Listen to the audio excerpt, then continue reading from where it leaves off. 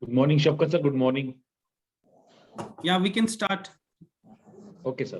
Wesley. Yes, sir. Never stop learning because life never stops teaching. Good morning, galaxy of intellectuals, resource person, Dean Ycet, HOD of Electrical Department, faculty members, and participants.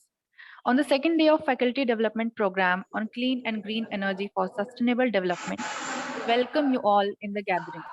It is a matter of great happiness to welcome you all in the Faculty Development Program organized by the Department of Electrical Engineering, Ycet, JAMMU. Success isn't just about what you accomplish in your life, it's about what you inspire others to do.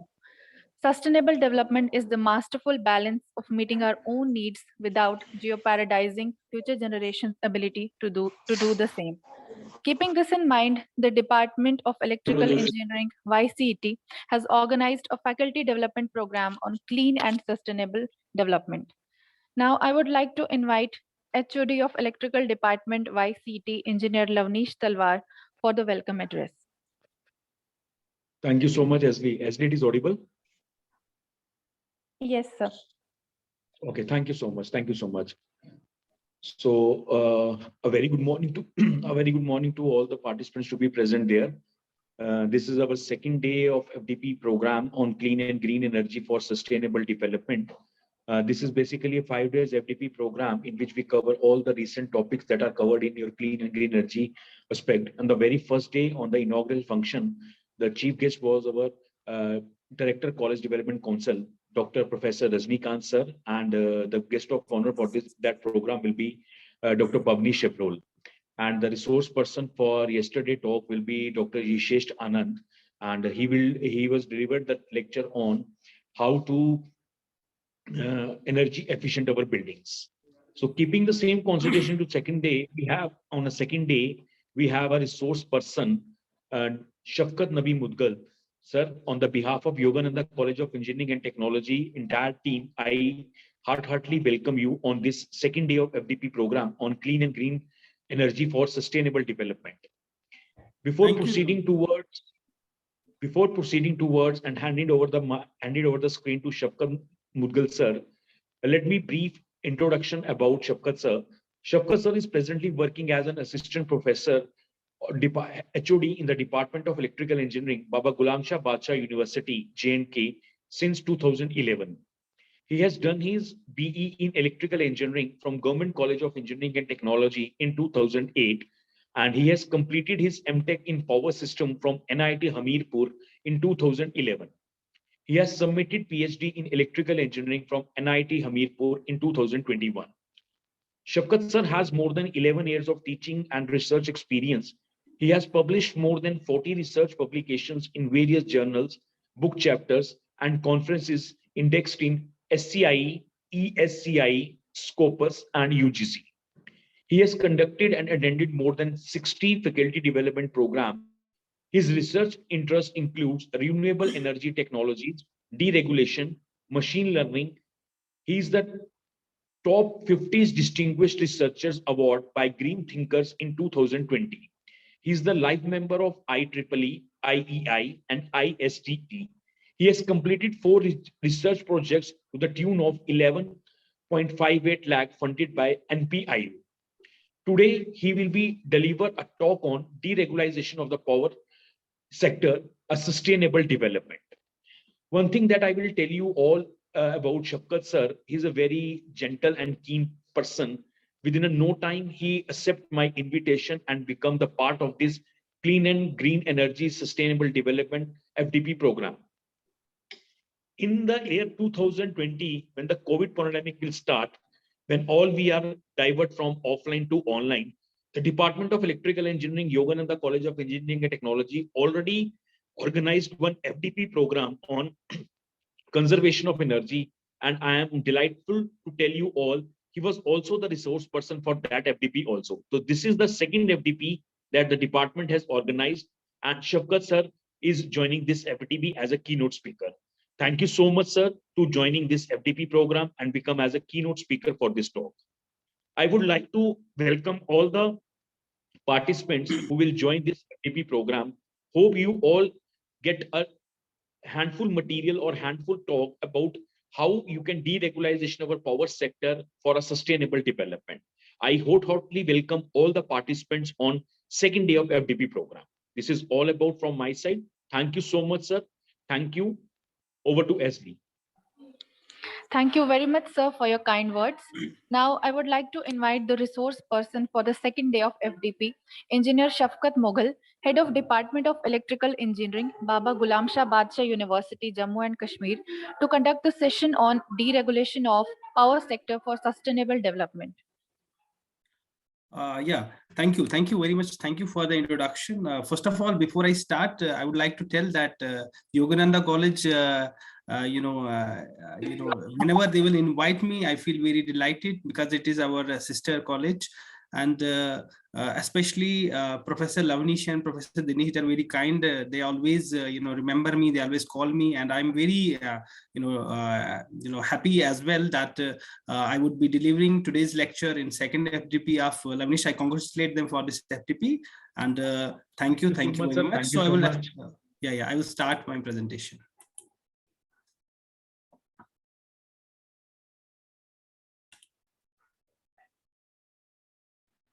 Then robot autonomous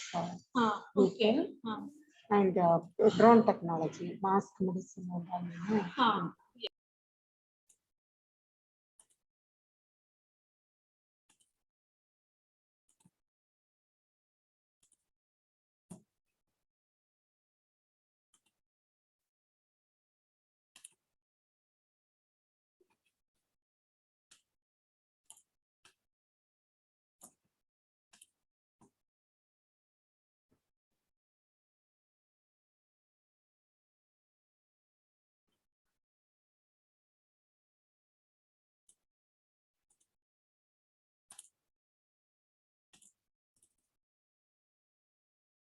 I hope that the presentation is visible to all of you.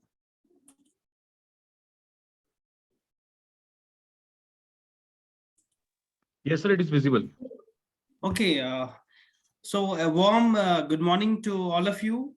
Maybe a good afternoon because the time is only 10 minutes to 12. So today, the topic that I have chosen for this FDP is deregulation of power sector for sustainable development. The contents that we are going to understand, that we are going to, that I'm going to present in front of you, I will start how the regulation of power sector is taking place and what was the traditional power structure. And then I will move to that why deregulation was important and how we do that, how we did deregulation of power sector. Then I'm going to talk about the structure of deregulated power sector, and we are going to do some comparative analysis between the earlier power sector and deregulated power sector. And then finally, I would like to give a discussion on Indian deregulated power setup. So before I will discuss this particular definition, regulation, you all must be wondering, I'm just like to give you a brief review that some 10 years back, when there was mobile phone was launched, many of us were not able to, purchase the phone because the cost rates were very, very high. But soon after some time, like 5 years back, when Jio entered, Airtel entered, everybody was able to have a mobile phone. So that was only because there were many companies who were competing with respect to each other. And as a result of the competition between the companies, the rates went completely down. The customers were getting a better supply of power, better supply of mobile applications, etc. I would like to give one more example. Some 10 years back, the middle class family were reluctant that they will fly by aeroplanes. But now today, you can see that the charges of aeroplane are drastically reduced. Today, everybody can opt for, travel by means of airplane because there were many companies now. Earlier, there was only one airlines, which was Air India.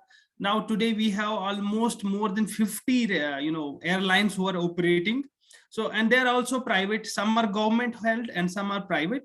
because when there are many, there are many persons who are participating at a certain juncture, there will always be competition that, I should get more customers. So as a result of which, the rate will get reduced. And at the end of the day, the customer will feel very happy. Now, these are the two examples that I wanted to discuss with you. So I am sure that you have got an idea that what does regulation and what does deregulation means. Now, if I take you back to the earlier power system that we were having, it is known as regulated power sector. Now, in order to understand what does regulated power sector means, you must understand this definition, which is known as regulation. So what is basically regulation? Just wait.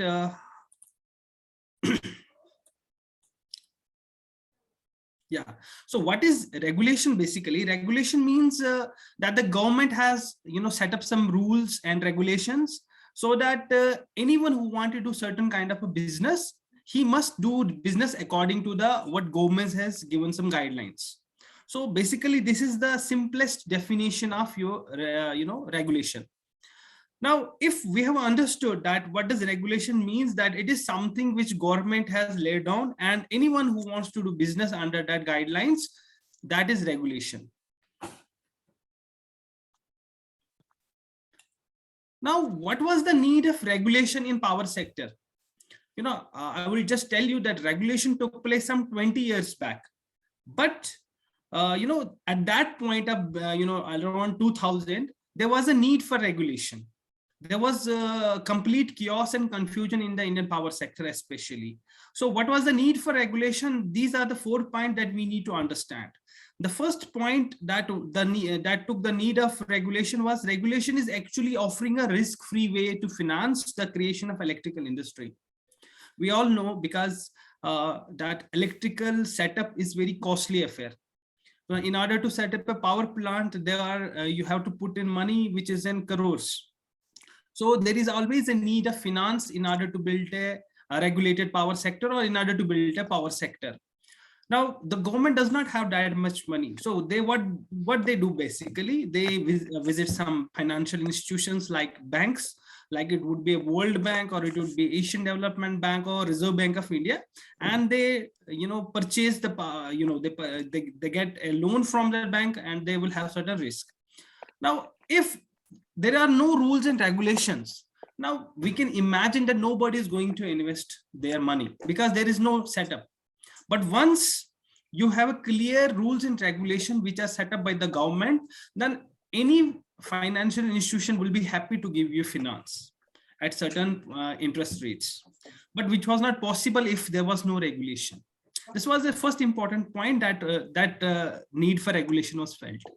The second is once there is regulation, so it is legitimizing the electrical utility business.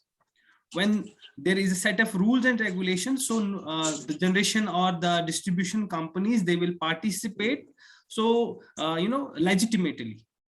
And there is third more important reason for regulation, which is that it gives electrical utilities a recognition and support also from the government, which is necessary to solve problems like right of way. Now, what does it mean? It means that once government has set up some rules and regulations, some person will come and they will participate in that particular business, whether that's a business of electrical industry. Now, we all know that electrical industry is not a one room business. You need to provide electricity to far-flung areas where you need to took the power through your distribution and transmission lines. Now, you have to enter many states also, many villages also, and if you're not taking government into consideration, the government will not allow you to pass the electricity in particular village or particular state.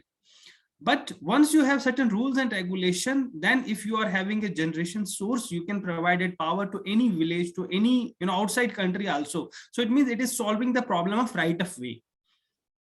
So your fourth important point, it is basically it will establish a local monopoly.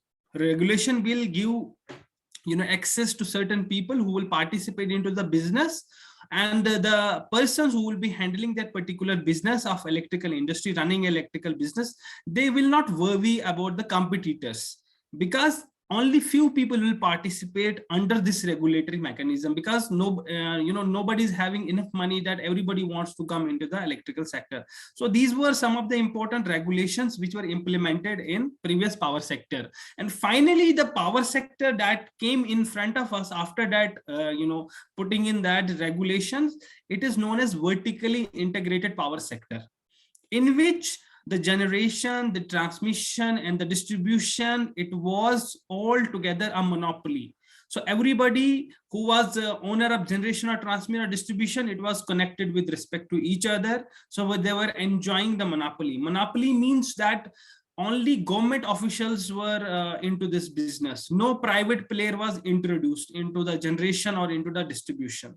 So this was the traditional power industry, in which the electrical power industry being operated vertically integrated, and all generation transmission together. Also, in the sense that in any area or any company, only the local people were able to participate into the particular business. For example, I will talk about Jammu and Kashmir. Only Jammu and Kashmir will run the business of power transfer in Jammu and Kashmir. No one from outside can participate here. And third one, the regulations are imposed by the government. So because it is a government business, so only government officials were participating, no private players. Just like I gave you an example, in earlier, in mobile sector, only BSNL was able to provide service to the customers. And in airlines, it was Air India who was offering the services of airlines only.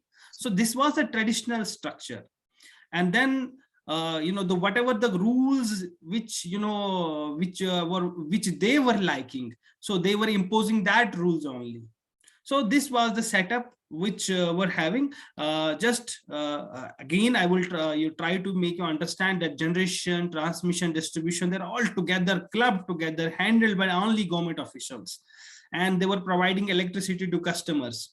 So they were taking generation from generation companies, they were taking distribution, they were providing power to the distribution companies, but it was only government. So in the broader sense, this pictorial diagram will represent that what was the regulated power structure. So you can see here that generation, transmission, distribution, they're all put together in one, because this was one company, like the company of Jammu and Kashmir, the company of Haryana, the company of Orissa. Okay, they are doing their business. So they were providing electricity to the customers. Now you can see here, there are three types of arrows.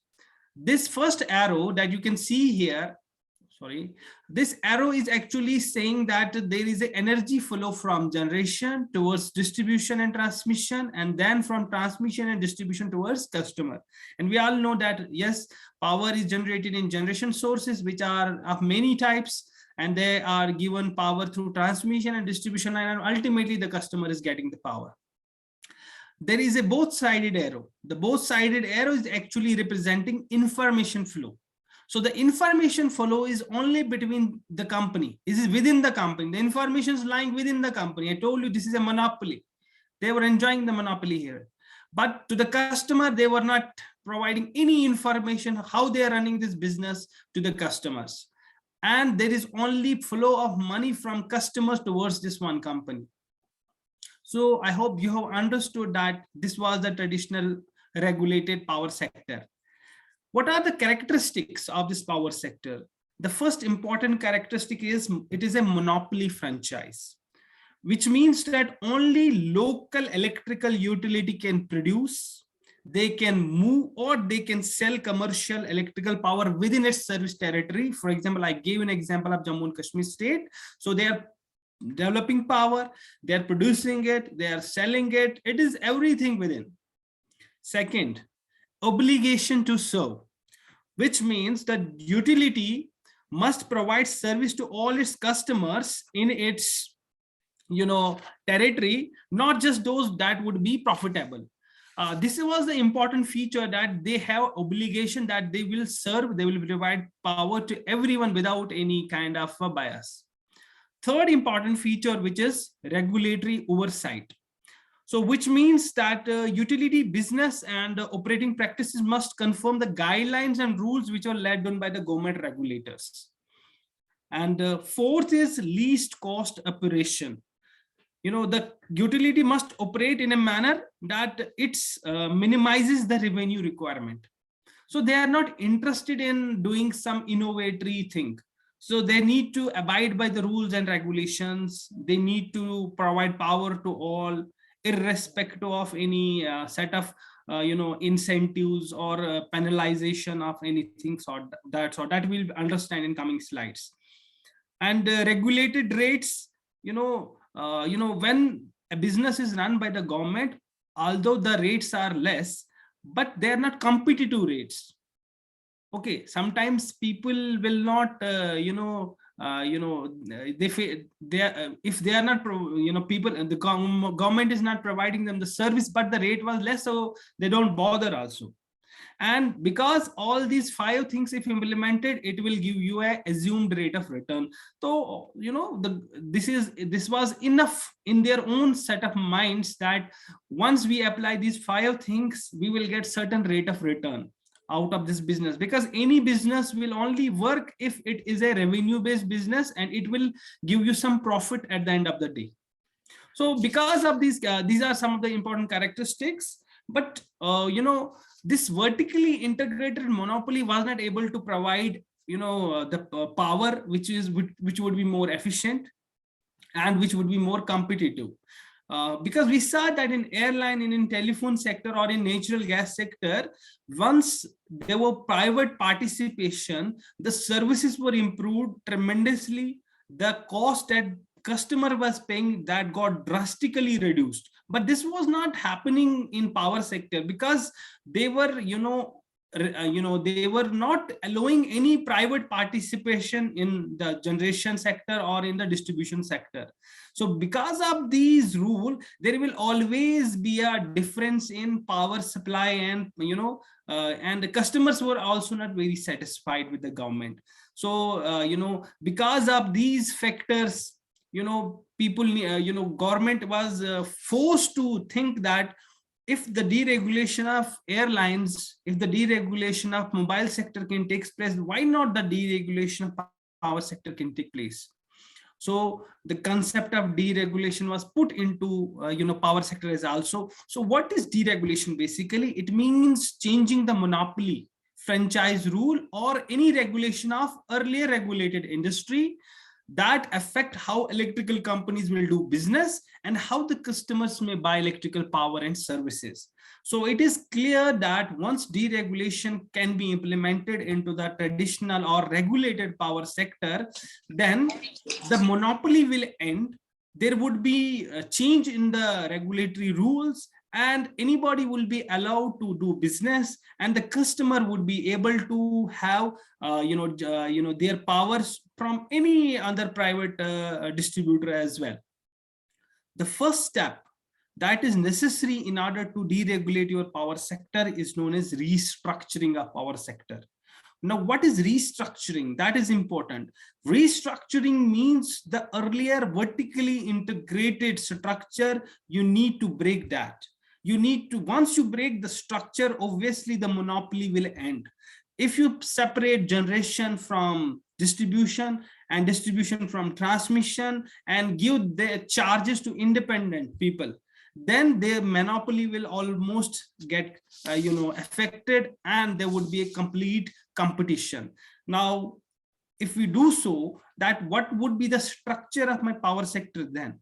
It will look like this kind of a picture. The generation, I have shown 4 different colors: red, blue, yellow, and green. They are representing 4 different generation companies, and these companies would be competing with each other. Since transmission is a problem, you cannot have many transmission owners. The transmission owner can be only one, because the power need to be transmitted through government lands. So nobody can have complete control over transmission except government. So the transmission sector, the role was given to the government, but in the generation sector, apart from the government, the participation was allowed from private companies as well. The same goes with the distribution or sale of power as well, whereby the power is not only sold by the government, like we have in Jammu and Kashmir, only we are selling power from the PDD. But if completely we have deregulated our power sector, then would be many distribution companies in Jammu and Kashmir as well. And it would be our duty that whichever distributor we will like, we will purchase power from them. So, and the customer will get their desired power. Now, what is it telling? So let's take a look one by one. In generation sector, if you allow competition, if you allow more participation from private sectors, there would be competition and there would be a commodity. It is just like a market. We all know that if we purchase vegetables from a private vendor separately, the rates will be very high. But if we purchase the same thing in the wholesale market, in the sabzi mandi, we will get less rates because there is a competition going on between the service providers. So in generation sectors, once there would be many generation companies allowed to participate, there would be competition among them, and the margins, that the profit margin will get reduced. Once the profit margin will get reduced for the generation, ultimately the customer will get reduced rate. In transmission, I told you that it is difficult to restructure it, so it is kept as it is. So it means we can say that transmission is still monopolized. Also, the power services or the distributors, you allow many distributors to participate now. Like you can allow Ambanis to participate, you can allow Tatas to participate, or you can allow Suzlon to participate into this sector. And there would be competition between them also. And the customer will ultimately get a better service. They will get a reduced rate, and there would be many new incentives which will be very attractive to the customer. So the business has completely revolutionized from the earlier power sector. So these are the factors which were felt, which were implemented, which need to be implemented still. Now, if we wanted to understand what were the reasons for deregulation power sector, we have understood many things. But what was the basic motivation was, the basic motivation is that there was change in electrical industry going on. One force that led to deregulation was a change in generation economies of scale that occurred throughout 1980s. In 1980s, it was felt that this sector is not growing. Every other sector was growing. So why this sector was not growing? It was felt. Because in earlier scenario, it was thought that if everything will remain in the hands of the government, it is very, very good. And there was a concept of that only central control, or there should be one only generation source, like that need to be taken care by only government companies. And at that point of time, small generators were not invented. Only big generators, who were producing powers in 10, more than, I can say in megawatts. But small that we have generators today, they were not in, because it is simple that at that point of time, the cost of business was very, very high. The materials were not invented, novel materials, important materials were not invented at that point. So there was a concept that there has to be only one big generator who would be supplying power to particular areas. But there was a shift of economy that could be observed, because after this era, there was technological innovation going on. And small generation sources, they were also giving better efficiency. Like there were gas turbines. We know that different types of gas turbines are there. There is a combined cycle hydro fuel cells over that larger ones. So it means that small generation source, they became also efficient. So the earlier concept that only bigger generators are efficient, that got completely changed. And at the same time, there was improvement going on in materials, like new metals who can retain a high temperature. And special lubricants were invented, some ceramics, some carbon fiber. And because of all these innovations, this sector was able to, completely revolutionize itself. And there was also development going on through the SCADA, that we all know, supervisory control and data acquisition system, that could monitor your all faults, that could monitor all the power that is being generated or that is being supplied. Because of the development in the communication, there was development going on in bus services like data communication, offsite monitoring. So with these innovations going on side by side, it was felt that the earlier concept to have only one generation is a myth. Now we can provide power with the help of small efficient generation sources also. So replace your giant power sources. Why? Because when there is only one power source which is supplying power to a particular locality, in case of certain fault or in case of certain repair, the whole area need to be left in darkness, which cannot be tolerated by the public because they are paying for the electricity. But once you can have many small power plants supplying power to a particular locality, if one of the generation source will get for rectification, for some repair, then at least from the other generation sources you would be able to provide power. But this concept earlier could not be possible because there were not development going on in small generation, more efficient power sources. But today we can have these, so it is very easy. So ultimately, what are the benefits that deregulation of power sector will do? Number one, obviously, without any doubt, the electrical prices will go down. We saw this in airline sector, we saw this in mobile sector, and this is going to happen in electrical power sector also. And the customer will get also a choice. I told you, if we talk about Jammu and Kashmir, currently there is only PDD who's distributing power. Now you can imagine if Tata or Jio or Ambani will come here and they will provide you better service power. Why not? We will buy power for them. Why will buy power from PDD? So we will all get a choice. We will get 24 power supply and at a reduced rate. Customer-centric services. Now, why they are so successful? Private people are so successful because they always change their setup according to the customer requirements. So the business is not from profitable only, it is customer centric as well. Innovation. The private companies, they always invest in innovation because the government structure is not innovative.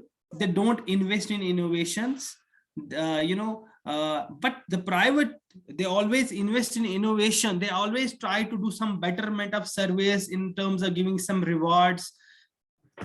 Just you can think about that. Today we have Jio fiber, we have Airtel fiber. What is that? Actually, they look at the customer's perspective and they felt that the DTH is going down, so they clubbed the DTH along with internet services, along with TV. So this is how they innovated this, and they are successful because of which. But Dish TV was not able to do this, so the current DTH is falling tremendously, going down. And this was only possible because of the restructuring going on. Restructuring is allowed at 2 stages, in the distribution sector, also in the generation sector. Now, how does my deregulated power industry look like? Now, contrary to your regulated power industry, the deregulated power sector will look like this, whereby you can see here that generation is separated from transmission and distribution. Customer is also separated. And there are 2 new people here. One is ISO, which is known as Independent System Operator, and there is a retailer here. Because why retailer? Because now there are many companies who would be doing the retail business, who are buying power and providing power to the customers. Same way, earlier we saw that there was no information flow from customer to this one whole company. But in deregulated power sector, the customer are also getting information from retailers. There is a flow of power from left side to right side. Also, there is a money flow from generation to transmission and from customer to transmission.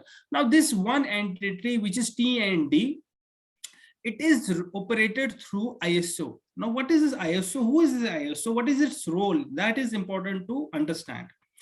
ISO is now, if you are having many participation, participants in generation companies, so you will require certain area where this competition has to take place. That is known as, like, we do business, we purchase share in share market. In share market, the companies participate, we participate, and we chose the company and we took the share from that company. Same case in generation sector, the competition would be among generation sources. And suppose there are 5 generation companies who would be participating, and who will control this participation? Who will check on the participation, what they're offering? So it is ISO who will do this, competition to take place in the generation sector, and then he will select based on certain guidelines that which generation source is selected for producing generation of electricity. And at the same time, there would be a participation from distribution companies as well. So distribution companies would be also presenting their bids to the ISO.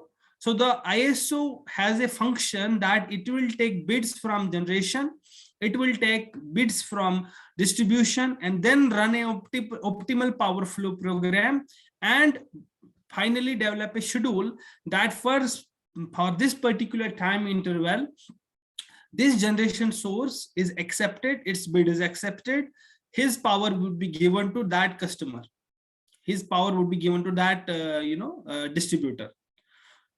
Now there could be many chances that some small generation sources, they would like to participate, but there are big people like Ambani's, Tata, they're also participating. If you own a generation source, you wanted to participate as well.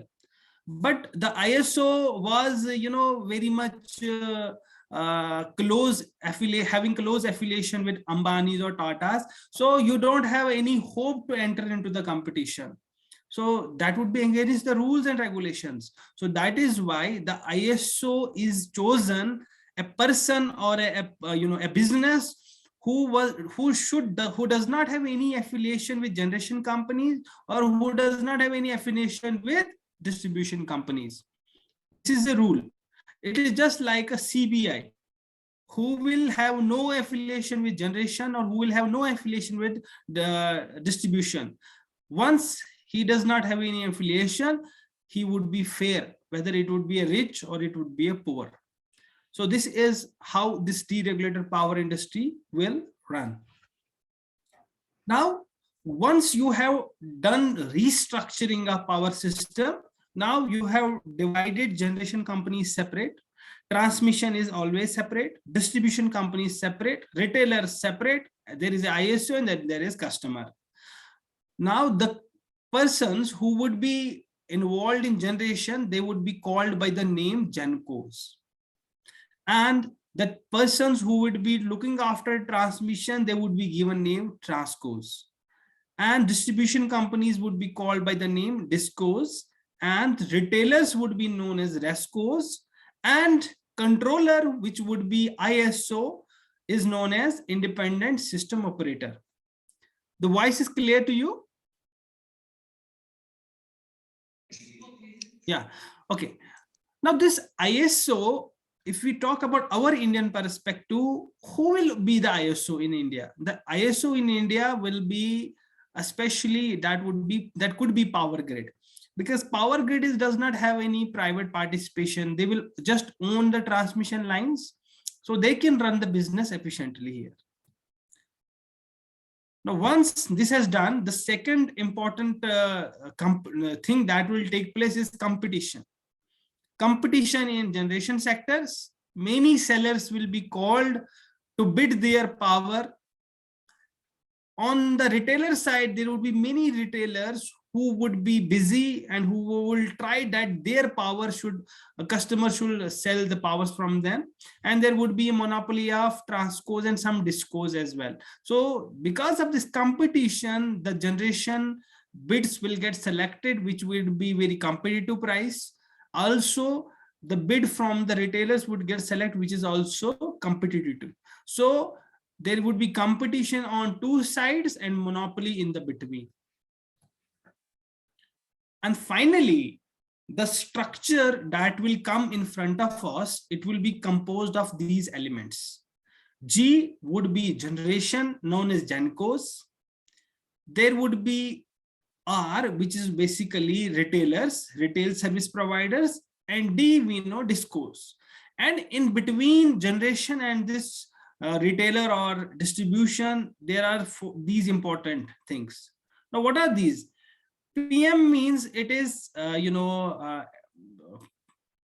marketplace. Okay, basically their market is being held here. There would be many generation companies who would be participating into this market. So this PM would be power, market, whereby the generation companies would be selling their bids. And in here, there would be an ISO, which would be composed of PX, SC, AS, and TO. TO means transmission open access. AS means ancillary services.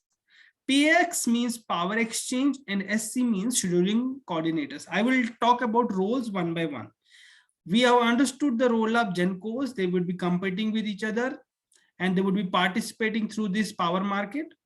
And here, this exchange would be taken care by a bunch of people who would be, kept by this ISO. They would be named as power exchangers. So in the power exchange, because of this power market, this generation companies would be competing into the competition.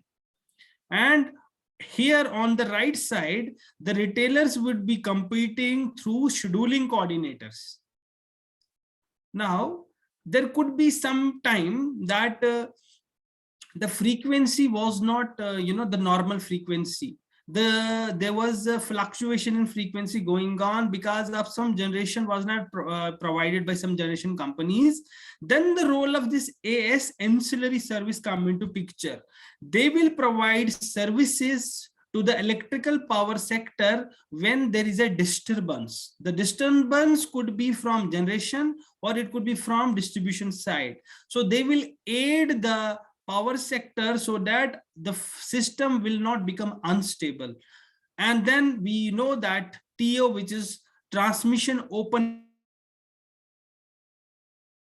access, that will be provided by the transmission companies. And this would be the structure of your new power sector. Now, what we have done unbundling. We have done restructuring of generation, transmission, and distribution. So to implement competition, what we did, vertical utility, integrated utility are required to unbundle their retail services into generation, into transmission and distribution, and they would be called by the name GENCOs, Transcos, and Discos. Also, competition need to be introduced in the generation activity by allowing participation from private owners also, as compared to the vertically integrated case where I told you that generation was owned by only local people, by the government only. Now there is a scope for private players also in the generation, and there would be competitive price. The generators owned by earlier vertically integrated utility will then compete. Now the government will also compete with the private players. And today we have witnessed that BSNL failed. The government failed in comparison to private owners. In telecom sector, in airlines, Air India failed because they were not able to compete.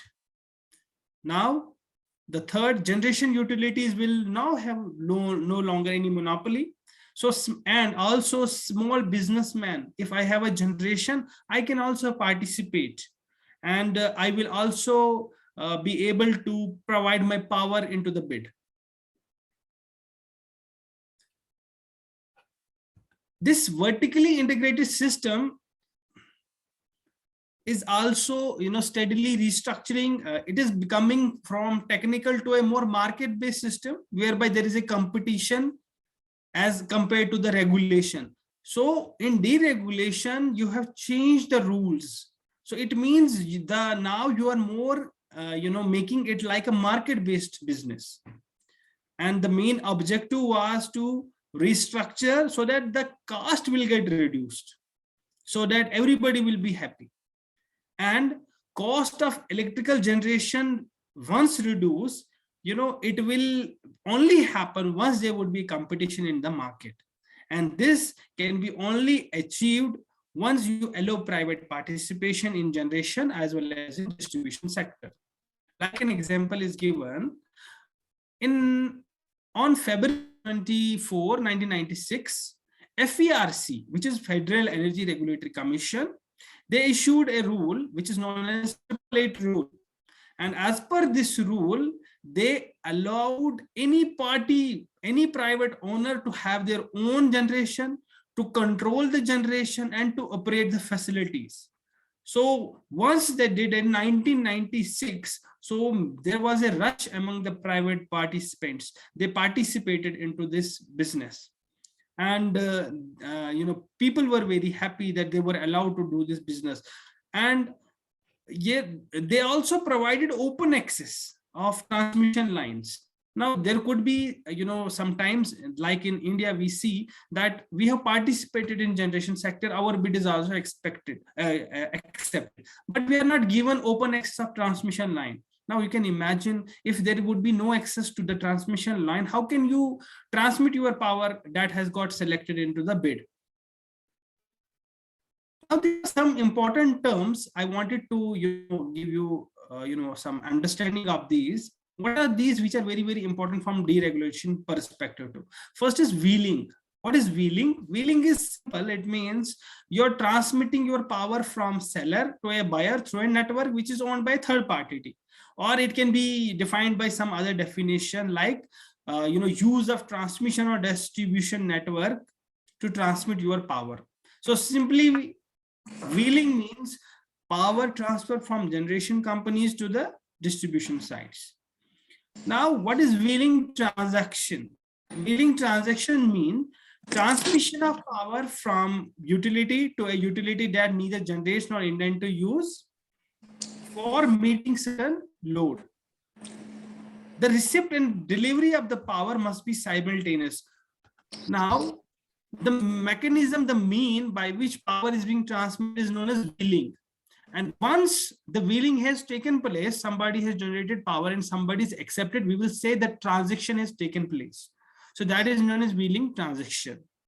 Now there would be multiple types of transactions. One of the transaction is known as feasible transaction. What is feasible transaction means? A transaction can be accommodated without violating the transmission network constraint. What does it mean? It means transaction means you wanted to transfer your power from generation to distribution sites. Now you have to transmit your power to transmission lines. Now we know that transmission lines have some capacity to transfer power. If the transmission lines have a capacity that your power could be accommodated, then we will say this transaction is feasible transaction. Now, if the transmission line is overly crowded, it is already congested, so you cannot transfer, you will not be able to power transfer. That is known as non-feasible transactions. There is also one more kind of a transaction which is known as firm transaction. Now, these are the transactions that are not subject to discretionary interruption. What does it mean? Now, we have certain hospitals, we have certain industries whereby you cannot, keep power off for certain hours or for certain minutes. You always require power supply in these areas 24/7. So these kinds of power supply is known as firm transactions.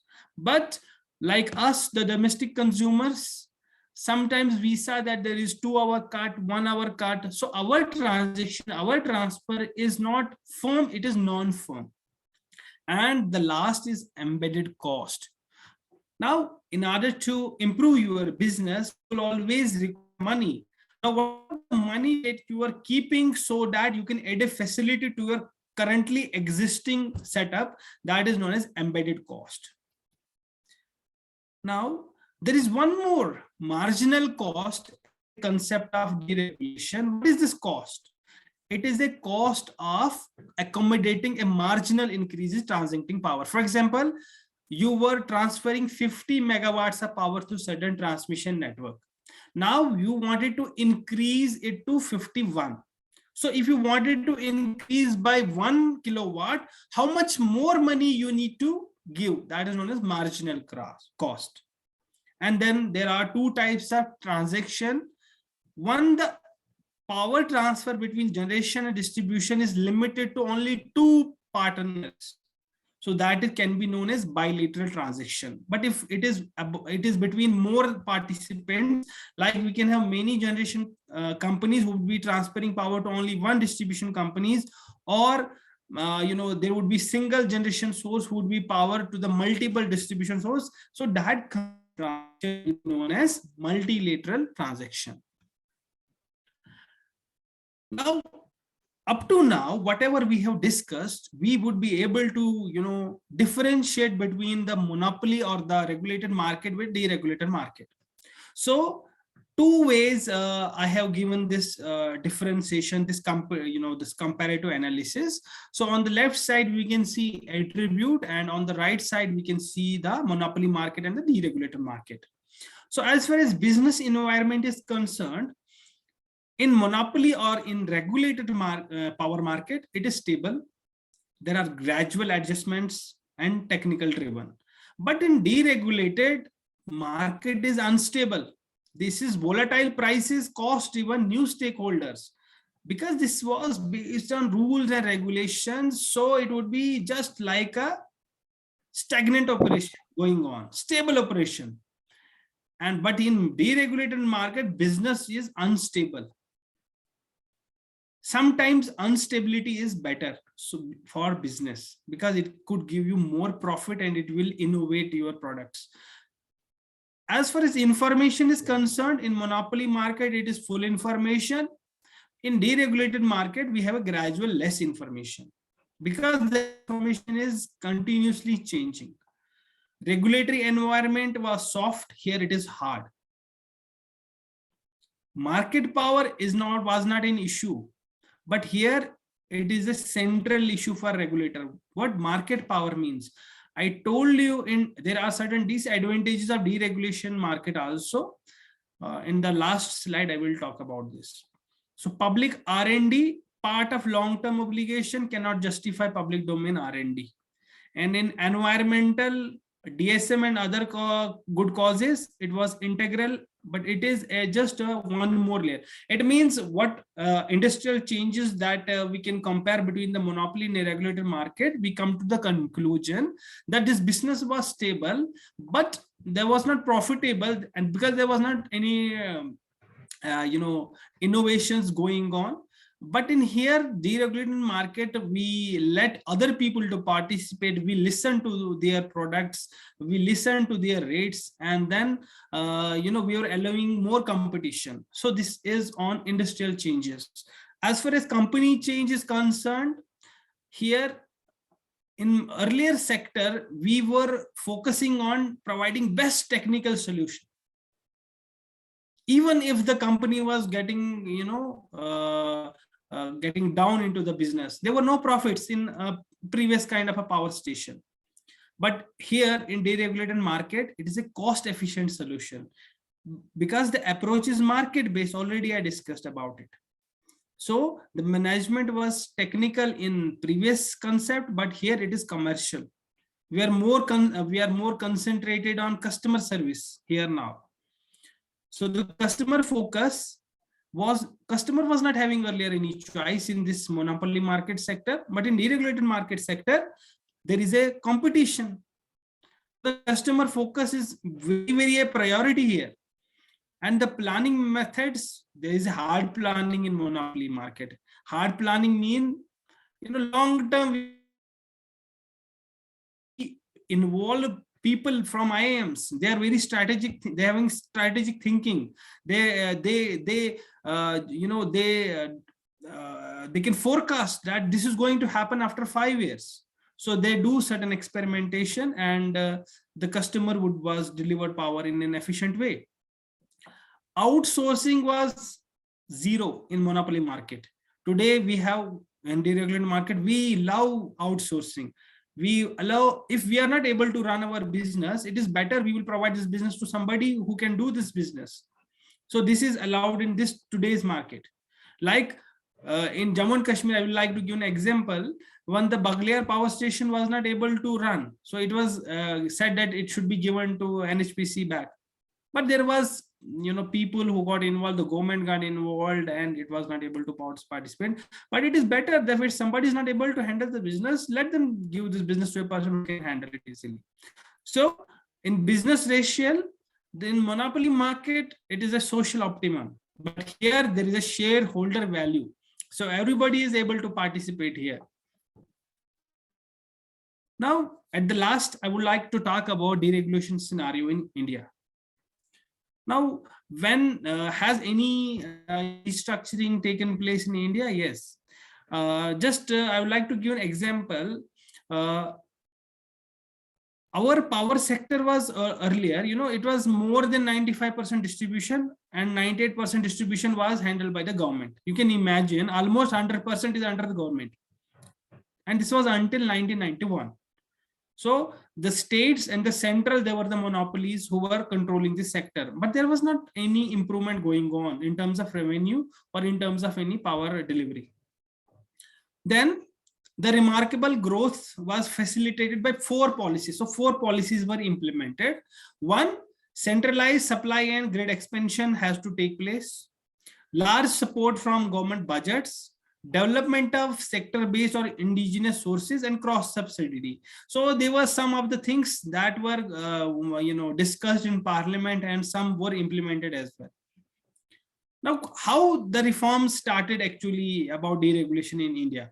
So Orissa, it was in Orissa is the first state who did restructuring of its power sector. How it did? I told you that nobody's having that much money. So they went to World Bank. They got a loan from World Bank, and this was known as World Bank Orissa model of reform. Now they got the money now. So what they did, number 1, they unbundled their integrated utility into separate sectors, because something is together. Now you wanted to separate them. You will require more participation from people. So many new people were recruited, new buildings had to be constructed. So you require money. So they completely unbundled the 3 sectors. Generation was separate, transmission, distribution. Second, they allowed privatization. So they kept their rules very simple. So anybody can participate in generation. And then they also set up one commission, which was known as Independent Regulatory Commission, because once you do this business, you will require some person who will keep a check on it. So it would be Regulatory Commission.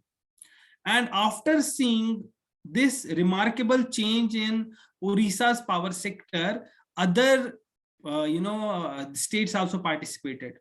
So they were Andhra Pradesh, Haryana, Uttar Pradesh, and Rajasthan. They also borrowed money from World Bank, from ADB, Asian Development Bank. And also at the same point of time, you won't imagine that in Parliament, a new bill was introduced, which was known as Electricity Bill of 2003. Up to 2002, we were using the bill of 1996.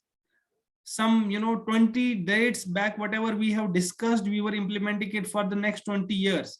So in 2003, in the Parliament, this bill was enacted, and 3 previous electricity acts, 1910, 1948 and 1998, they were rectified, they were amended. Now let's take a look at this Electricity Act.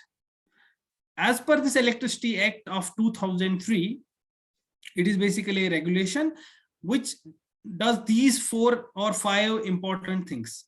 So creation of competition in the industry. This bill has a focus on creation of competition. and protecting consumer interest and ensuring supply electricity to all areas. It was only possible because of this Electricity Act that this RGGY, Rajiv Gandhi Vidyutikaran Yojana was launched, and electricity supply to all the villages was facilitated. Some new ventures were coming on like CVP in Jammu and Kashmir, etc. And rationalization of tariff has to go on because if you have only one type of a tariff for all people, then there would not be any incentive mechanism which will attract the private this participation in bulk power supply, power purchase, and lowering the cross subsidization levels. And as far as I know that in Jammu and Kashmir, there is a obligation of renewable power obligation that our state has to generate some electricity from renewables. And at the same time, if anybody wants to set up a renewable energy, he was getting a, from MNRE, Ministry of New and Renewable Energy Sources, he was getting a subsidy up to 70%. And important provisions of this act was, the best thing that this act did, eliminated licensing. So there was no license requirement. Anybody can participate into the generation business. He has to maintain certain technical compliance and standards, but he can participate. He does not require any license. The license was only kept for hydroelectric power stations. And there was removal of captive power plants from ambit of licensing. And even this hydropower sector, which was working on license based, this captive power was eliminated from licensing. So if even the power station is small, it could be also put into practice. And third is provision for issuing more than one license. So more licenses were provided for transmission and distribution purposes. Earlier, only government was allowed to participate in distribution. But because of this act, any private person will be also given, access to distribution. Transmission, we know we have to provide open access and introduction of spot market. I told you, where this competition has to take place. This generation will be competing with each other, and this distributions, they would be competing with each other. That is known as spot market. Just like your, this share market, that this market would be called by the name spot market. And as per this act, you need to, completely restructure your generation transmission. You need to unbundle them from each other. And also state governments will, they will be given freedom to decide on how they're going to restructure their particular, states. So this was kept up to them. So no force, they were not allowed to do some force fully. Now, out of this all the understanding, we have understood that deregulation is something very, very good. It is very, very important. It will completely revolutionize our electrical sector. But everything will come with certain disadvantages. And we have seen uproar among the people during some 2 months in our Jammu and Kashmir state, whereby there was strike by the PDD employees. Now, there are certain disadvantages I would like to talk about, and I will finish my presentation. Improper implementation or hasty implementation of restructuring may lead to very high wholesale market prices, leading to electricity crisis like that happened in California. Now, you can imagine if there is improper implementation between going on in competition. So the bid was selected, which was very costly bid. Then you can imagine that the customer will not be able to buy that costly power. So this happened in California in 2001, 2002. So much only what actually took place in California, it is actually known as Blackout of California. Basically, the generation was not given to the customers. What was committed by the generation companies, they said to the government players that we are overhauling the generation. But the electricity has to be provided to the customers. So what happened because of this, I will call it as a hidden policy by these people, which was actually known as market power, which made them that they were not, they had the power source, but they were not providing in power to the customers, saying that we have kept our plant for maintenance purposes. Now we can provide you power, but the rate would be very, very high. Now the government has to provide power to the customer. So whatever the rate they were offering, they were given to them. So the government become completely bankrupt. So the distributors they become bankrupt because they have told the customer that they're going to be given power, and some areas were left in blackout also. So because of this improper implementation, instead of becoming a fruitful fruitful way to achieve goals, it will become very impossible for people to get the desired results. Second, there is employee uncertainty, which we have witnessed during last 2 months in Jammu and Kashmir. Restructuring causes employees to panic and wonder how the changes will affect their job security. When the new gets out that the company is restructuring, some employees may begin looking for new employment. This is actually a notion among the people that this particular sector would be divided, I would be posted at somewhere else, I would not be given due promotions, etc., because it is not a regulated industry, it is a completely a market-based system. So because of which it creates employee uncertainty, and the stress of restructuring sometimes take away from the staff's focus. And if they live under this stress, then they would not be able to give 100% efficiently into the sector, which is very, very undesirable for this particular. With this, I thanks for all of you for the patience hearing. I would love to hear from you if there is any confusion regarding these concepts. I would be very happy to answer you back. Thank you. Thank you very much. Thank you so much, sir, for such a beautiful and lovely talk. We gained a lot of knowledge and enjoyed your presentation. I hope all the participants get benefited from this. When opportunity knocks on your door, always be willing to take a chance, because you never know how perfect something could turn out to be. Now, finally, I would like to invite Engineer Dinesh Gupta, Dean Academics, Ycet, for the formal vote of thanks. Thanks, Azli. Am I audible? Yes, sir. Okay. Good afternoon to all of you. This FDP has been a great success so far, as it imparted a lot of knowledge to all the people. I, Dinesh Gupta, Dean Academics of Jogananda College of Engineering and Technology, feel honored and privileged to present formal vote of thanks. First of all, I would like to thank our today's resource person, Engineer SHAFAQT MUGHAL, HOD in the Department of Electrical Engineering at Baba Ghulam Shah Basha University, Jammu and Kashmir. Sir, you truly make this day full of knowledge for us. Your deep and intellectual way of imparting knowledge has added to the glory of this FDP. Today, we have got a lot of information which will truly help us in our life. We have no words to offer gratitude for your valuable presence in this session. You gave deep insight into the topics and revealed some interesting facts. It was really informative session in true sense. I am pretty sure the precious knowledge you gave us will definitely help us.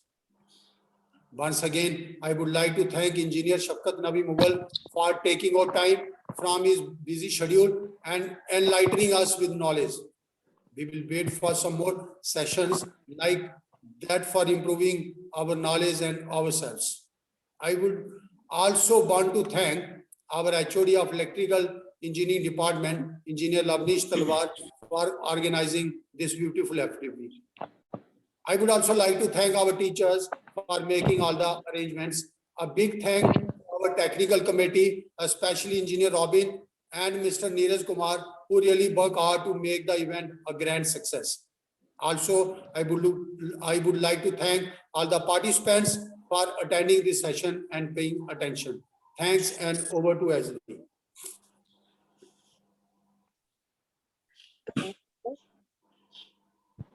Thank you, SHAFAQT sir. Thank you so much that you will become the part of this FDP program. My pleasure, sir. Thank you very much. I know you are a very much having a tight schedule, and in spite of your busy schedule, you devote some time for us, and you again will become the part of this FDP program. Thank you so much, sir. In future, we will also keen to become another FDPs or some another webinars, and hopefully we can invite you for delivering your knowledge about that, sir. Yes, yes, sure. So now I request all the participants to please turn on your video for a group photograph. I request all the participants to please turn on your videos.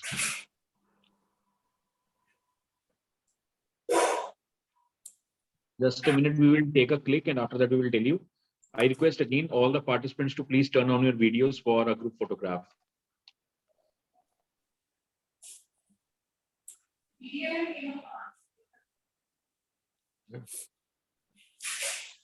We have taken one click, but wait for another one more click.